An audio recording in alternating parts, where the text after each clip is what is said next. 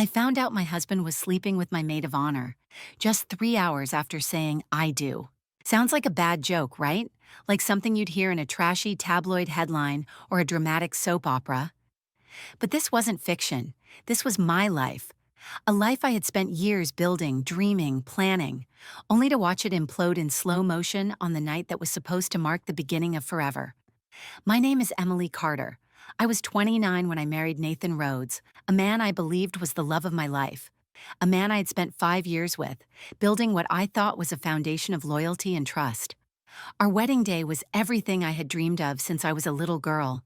Sunlight streaming through the vineyard trees, the scent of fresh peonies in the air, my father's hand trembling as he walked me down the aisle.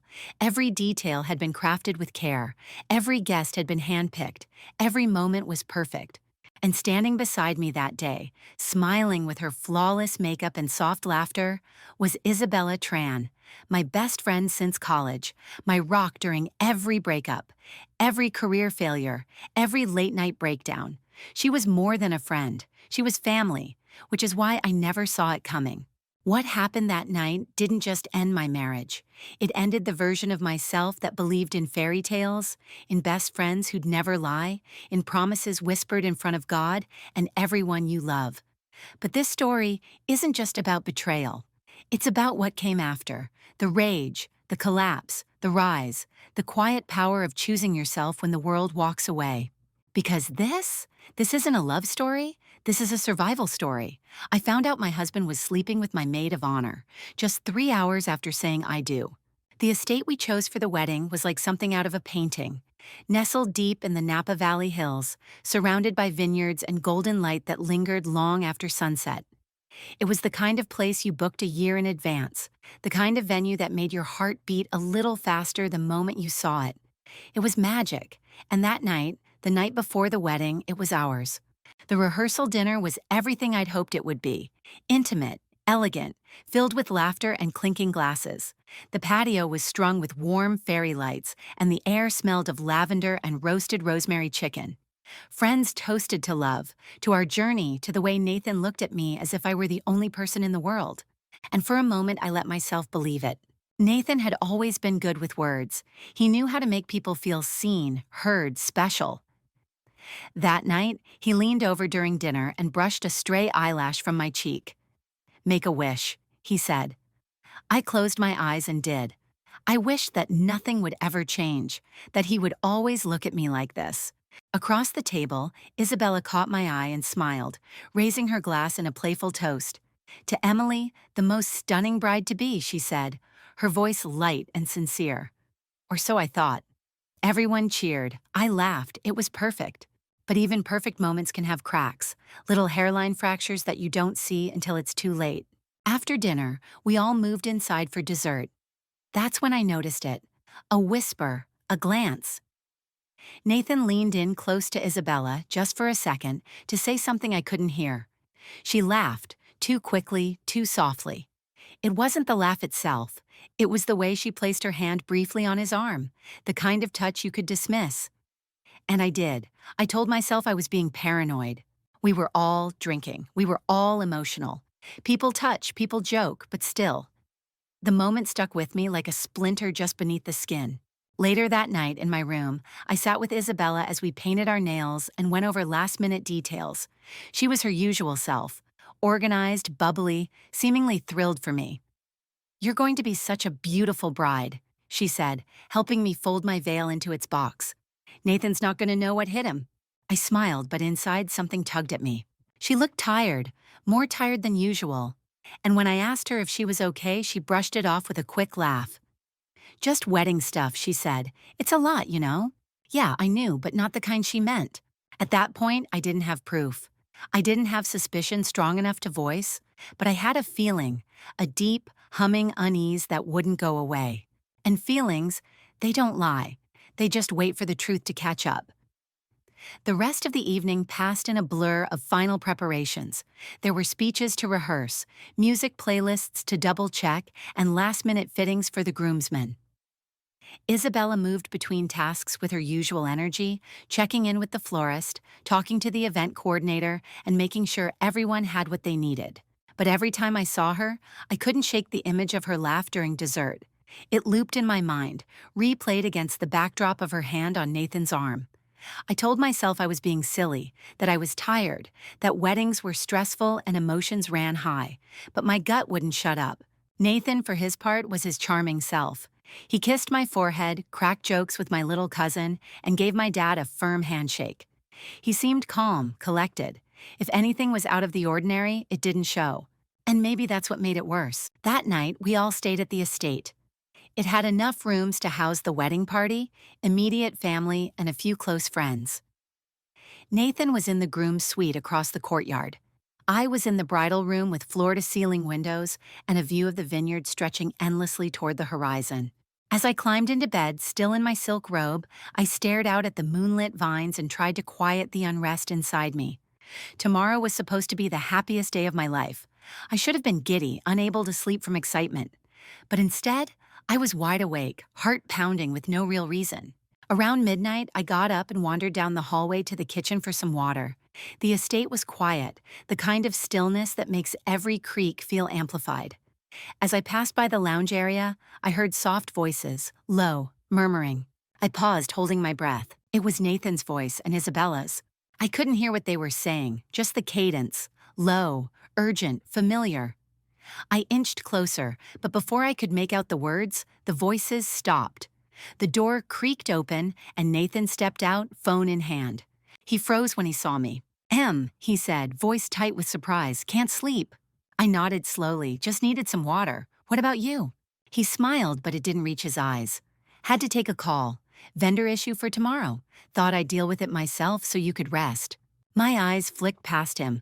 The room behind him was dark, no sign of Isabella, but my instincts screamed at me. Something was wrong. Still, I nodded and forced a smile. Okay, try to get some rest. You too, he said. Then he kissed my forehead and walked back across the courtyard. I stood there for a long moment, staring into the darkness, gripping my glass like a lifeline. Back in my room, I found Isabella already curled up on the love seat, scrolling through her phone. She looked up when I walked in. Hey, everything okay? Yeah, I lied, just couldn't sleep. She smiled. Big day tomorrow. I nodded, crawling into bed, heart pounding. Yes, a big day, just not the kind I expected. The morning of the wedding arrived wrapped in golden light. Sunlight poured through the wide windows of the bridal suite, illuminating the soft tulle of my gown and the pale pink roses arranged by the foot of my bed.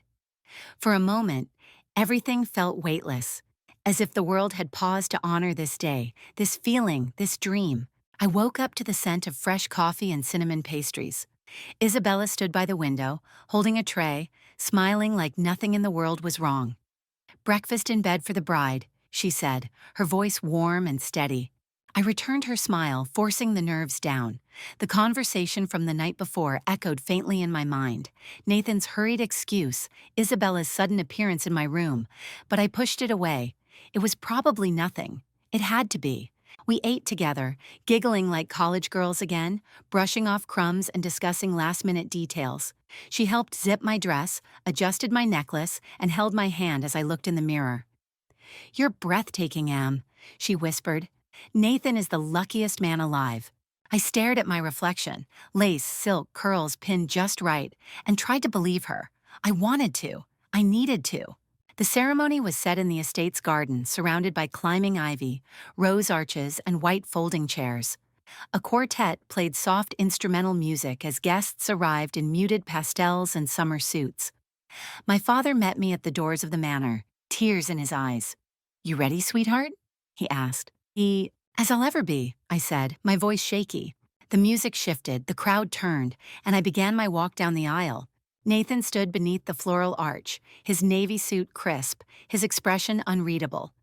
He looked at me, and for a second his eyes softened. There it was, that look I fell in love with. I clung to it like a lifeline. The vows passed in a haze. We laughed, we cried. The officiant asked if we would take each other in sickness and in health, in joy and in sorrow. I do, I said, my voice trembling. Nathan paused, just for a second, then smiled.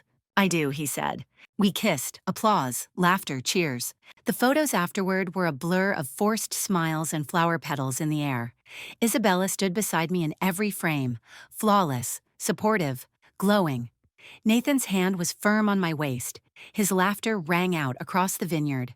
And still, something didn't sit right. I felt it in the way he didn't meet my eyes long enough, the way he kept checking his phone, the way Isabella kept disappearing. But I smiled anyway, because that's what brides do. They smile. The celebration continued well into the evening. Guests mingled beneath the amber lights strung through the garden, sipping champagne and dancing to soft jazz. Nathan was busy making the rounds, hugging relatives, posing for selfies, thanking everyone for coming. I tried to catch his eye a few times, but he seemed distracted, constantly turning toward his phone or whispering to the groomsmen. Still, I convinced myself everything was fine. My mother gave an emotional toast that left everyone teary-eyed. My father followed, choking up as he spoke of how proud he was to give me away to a man who, in his words, would protect her with his life. I smiled and lifted my glass, pretending the words didn't sting. Isabella gave her toast to last. She spoke of our college years, the way we'd grown up together, how she always knew I'd find someone as incredible as Nathan. Her voice was steady, but I noticed her fingers trembling as she held the microphone. I chalked it up to nerves. After dinner, the guests began filtering out, leaving the wedding party behind for the late-night gathering on the estate's terrace. I excused myself around midnight, saying I wanted a moment alone in the bridal suite. Inside the room, everything was perfect. Candles glowing, petals scattered on the bed, soft instrumental music playing in the background. I sat on the edge of the mattress, still in my dress, waiting. 10 minutes passed, then 20. No Nathan. I called his phone, no answer. I checked with the groomsmen, who said they hadn't seen him in a while. One of them added, "Last I saw, he said he was helping Isabella grab something her mom left in the guest room." Something twisted in my stomach. I left the bridal suite barefoot, heart pounding. The hallway stretched before me like a tunnel of dread. At the far end, light flickered under the guest room door, the one assigned to Isabella. I walked slowly, silently, every step screaming inside me. As I approached, I heard it, a faint moan, a whisper, then silence, then another soft sound, one I will never forget. I stood there frozen, praying to be wrong. Then I heard it. Nathan's voice, low, breathless, saying her name. "Isa, don't stop." I didn't knock. I didn't scream. I turned the knob and opened the door. There they were, half-dressed, entangled, eyes wide with horror as they saw me standing there in my wedding gown. No one moved. No one spoke. Time stopped. Then slowly I turned around and walked away. I didn't slam the door. I didn't look back. The weight of my dress dragged behind me like a broken promise. In the distance, I could still hear the music playing. I didn't know where I was going. I didn't care. My bare feet carried me out of the estate, across the manicured lawn, past the stone fountain where guests had once tossed coins and wishes. The night air was cold against my skin, but I barely felt it. My dress dragged in the dirt, lace snagging on gravel and thorns as I moved faster, farther, away from everything. I couldn't cry.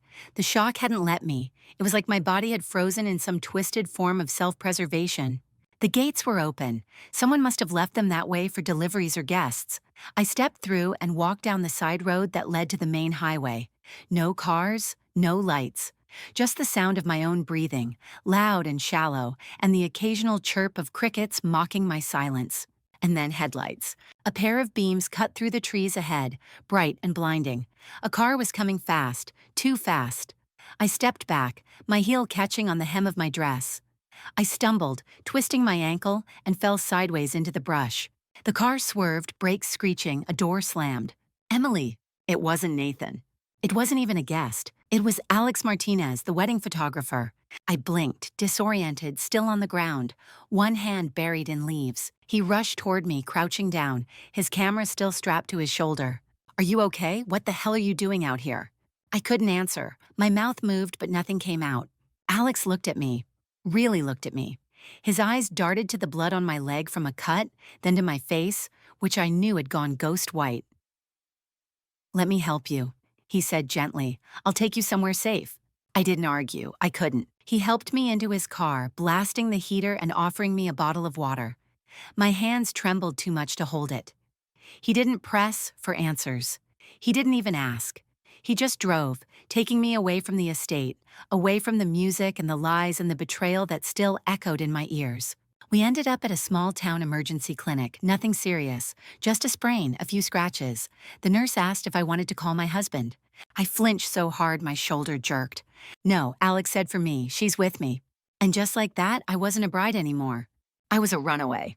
A woman with no ring, no answers, and no one left to explain anything to.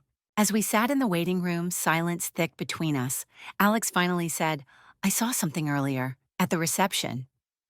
I didn't say anything because I didn't want to be wrong, but now, I think I was right. I looked up slowly. What did you see? He hesitated, then said, them, behind the hall, holding hands. She kissed him on the cheek. I thought maybe it was a friend thing. But the way he looked at her, I should have said something. I'm sorry. I shook my head. It wouldn't have changed anything, but thank you for stopping. He gave me a small nod anytime. And just like that, something shifted. Not love, not even hope, just the faintest flicker of safety. A name that didn't make me flinch. The next morning, I woke up in a cheap motel room with a single window and the hum of a vending machine outside. My wedding dress hung over a chair like a ghost I didn't invite. My phone was on the nightstand, silent, the screen lit with dozens of missed calls. Nathan, Isabella, my parents, unknown numbers. I turned it off without checking a single message. Alex had dropped me off around 3 in the morning after making sure I was safely inside.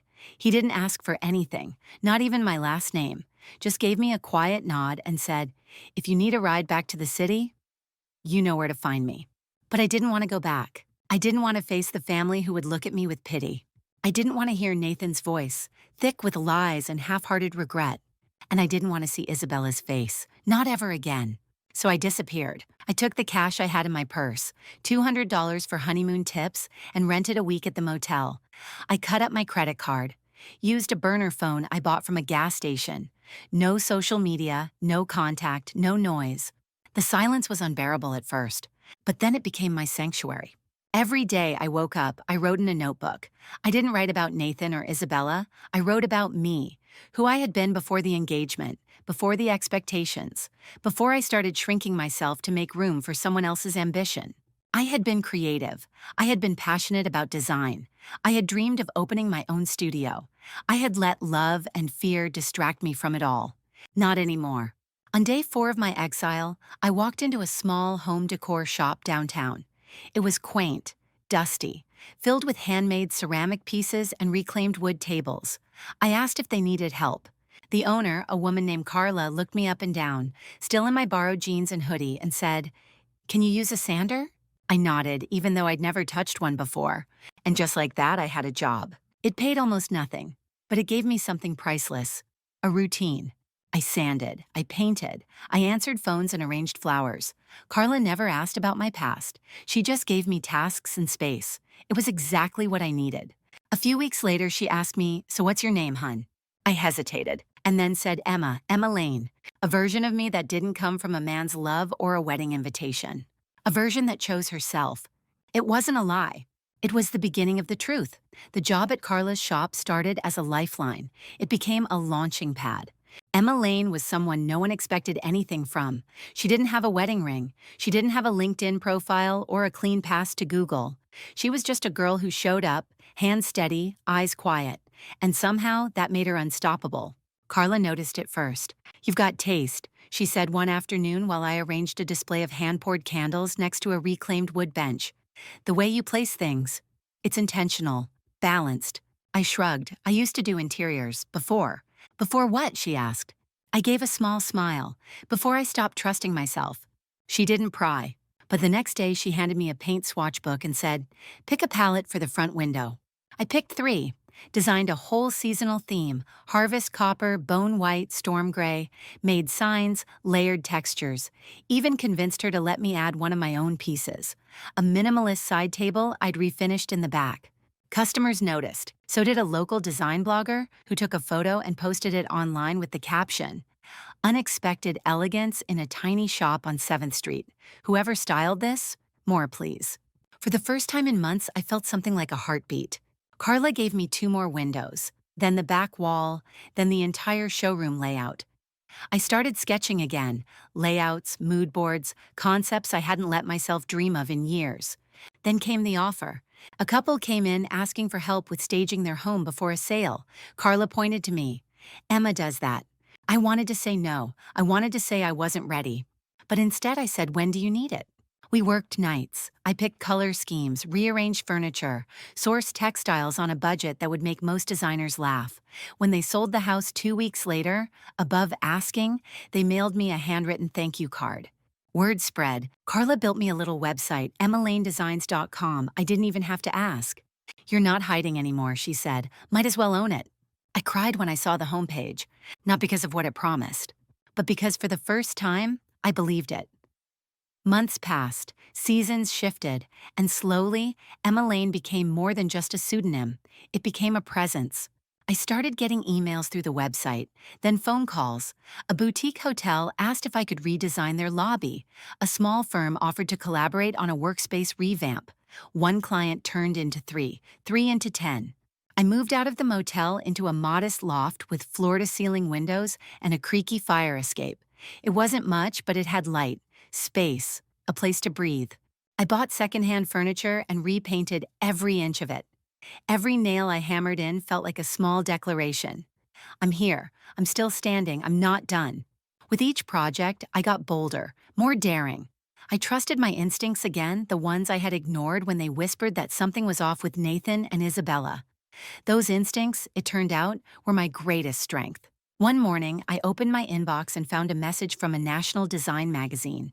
They wanted to feature one of my staging projects in an article about next-generation creatives. I stared at the screen, hand trembling. Not because I didn't believe I was capable, but because for the first time someone saw me, without knowing who I had been before. The piece went live 2 weeks later. It was short, simple, and powerful. Emma Lane, a fresh voice in sustainable, emotionally intelligent design. I didn't tell anyone where the name came from. I didn't owe anyone that story. The day the article published, Carla brought in champagne and plastic flutes. You've earned this, she said, all of it. We clinked glasses in the back of the shop, surrounded by eucalyptus garlands and distressed mirrors. That night, as I sat on my fire escape with a blanket and a glass of wine, my phone buzzed, a number I didn't recognize. I almost ignored it, then answered. Emma Lane, the voice asked. Yes, this is Alex Martinez. Hope I'm not calling too late.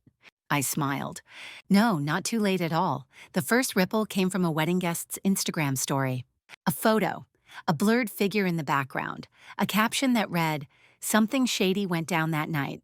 Trust me, I wouldn't have seen it, but someone tagged the event location, and that led to a viral thread. Comments flooded in. People speculated. Then came a photo from another angle, clearer. Two people walking hand in hand behind the reception tent. It was Nathan and Isabella. Someone zoomed in. The image wasn't grainy enough to deny. That's when the internet did what the internet does best. Connect dots, expose timelines, and dig into past behavior. Turns out, it wasn't the first time Nathan had blurred lines in his relationships.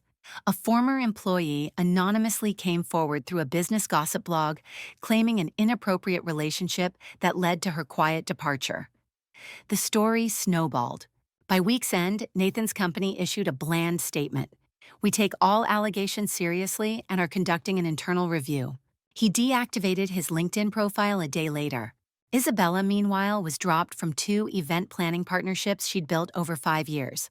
Her social media went private, but it was too late. Screenshots of her toast, juxtaposed with the scandal, made rounds on Reddit with headlines like, "Imagine being this fake." I didn't say a word. Not online, not to the press, not to anyone asking for my side. Because the silence was louder. It was power. One day, Carla pulled me aside in the shop. "You okay?" I nodded. She hesitated. They're getting exactly what they deserve. I didn't answer, not because I disagreed, but because I didn't need it anymore. Their collapse wasn't my closure. My life no longer revolved around what they did to me. I didn't want justice served hot. I wanted peace, and I had it. What people didn't know was that Alex had captured something else that night. Not intentionally, just a candid photo. A single shot of Nathan and Isabella slipping away behind the hedge, holding hands during the reception. He never posted it, he never shared it. But when the first rumors emerged, he asked if I wanted to release it. I said no. "Why?" he asked. Because the truth always floats, I said, and the poison always rises.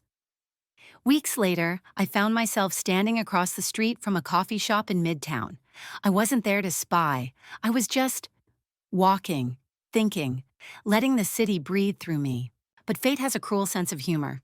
Inside, through the fogged-up glass, I saw Nathan. He looked thinner, shoulders hunched. The confident stride I once admired had turned into something slower, unsure.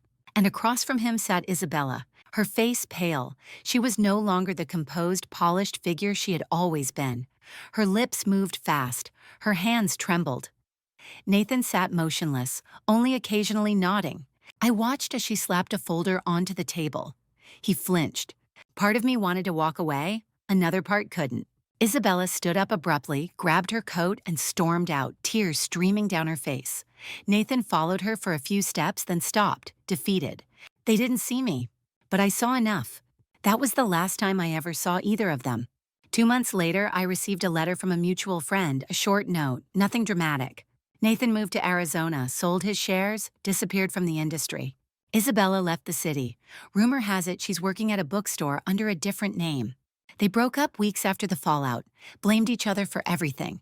I didn't feel vindicated, but I felt released. Alex asked once, would you ever confront them face to face? No, I said without hesitation. What would I even say? He thought about it, maybe just, thank you. We laughed, but maybe he was right. Because if none of that had happened, Emma Lane would have never existed. And the woman I had become, the one who no longer needed permission to speak, to leave, to build, would have stayed buried inside the bride that never made it down the aisle. Their betrayal didn't ruin me. It revealed me it didn't start with sparks. It started with stillness, a warm cup of coffee, a long walk, a question asked not to impress but to understand.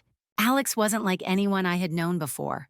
He didn't interrupt, he didn't rush, he didn't push. He simply showed up, again and again. The first time we had coffee after everything, we sat outside on a chilly afternoon. He wrapped a scarf twice around his neck and brought an extra pair of gloves for me. You never dress for the weather, he teased. How would you know? You wore heels in a garden wedding. I laughed, the first real one in weeks. That was his magic. He didn't dig into my pain. He didn't ask for the full story. He made space for me to speak, but only when I was ready. And one day I was. I told him everything.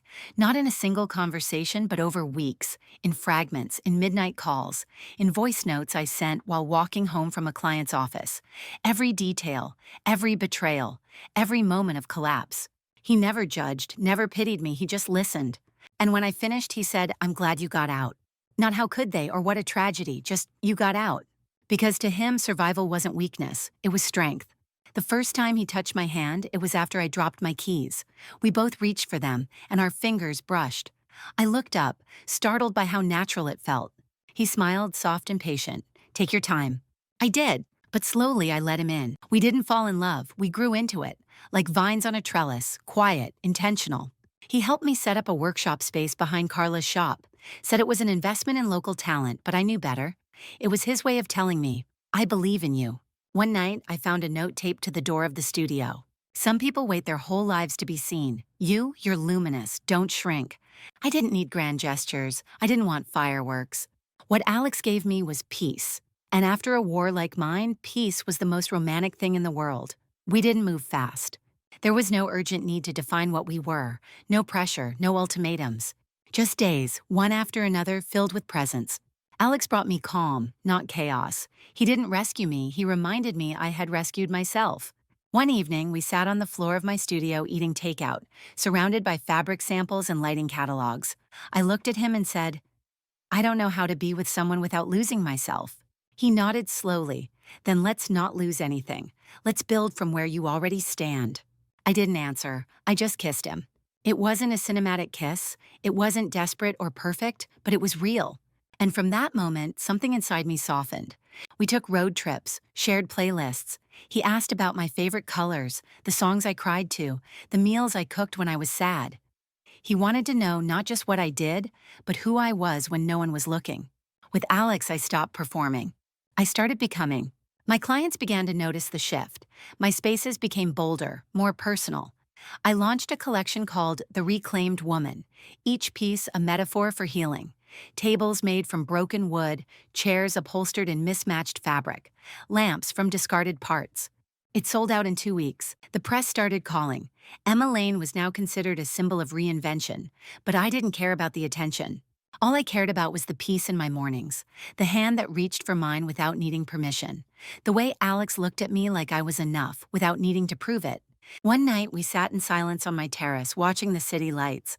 I used to think love had to be dramatic, I said, explosive. He smiled. Some fires burn fast, others keep you warm. I leaned into him.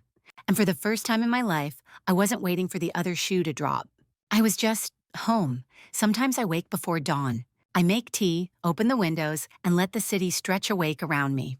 I sit beside Alex on the terrace, both of us barefoot, both quiet. He reads. I watch the sun rise over a skyline that once reminded me of endings. Now it reminds me of beginning again. This is not a fairy tale. There was no prince, no revenge, no happily ever after in the way the world tells you to expect. There was only a woman who chose herself again and again and again. And that's where the real magic happened. My name, Emma Lane, now adorns studio windows, magazine covers, and contracts. But more importantly, it sits inside me with pride. A symbol of the fire I walked through and the home I built from ashes. People ask, would you go back and change anything? Not a thing. Because every tear, every betrayal, every broken piece carved out space for something better. Not just someone better, but me. When Julian, yes, that Julian, sent me a letter years later saying he regretted everything, I didn't respond. Not because I was angry, but because there was nothing left to say.